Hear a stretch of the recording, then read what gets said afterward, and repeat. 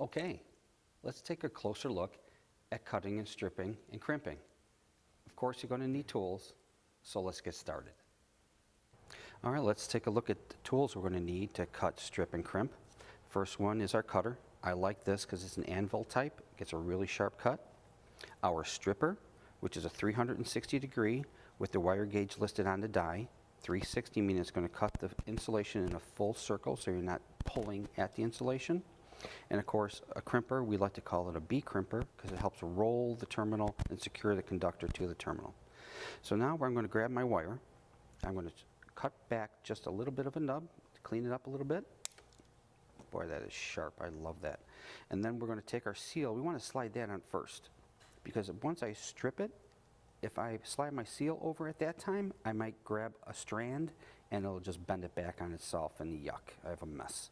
So now I'm going to turn around and I'm going to cut off about a 1/4 inch of the insulation. Nice strip. Look at that. No wires are nicked.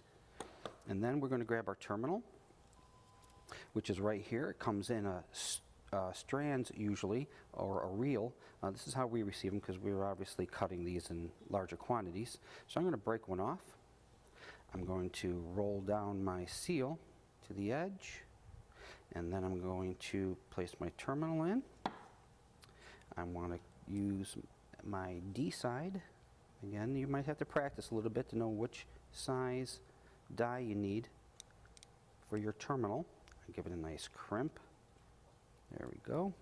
And then I'm going to do the other side for the seal. I don't need to really give it a monster crimp here.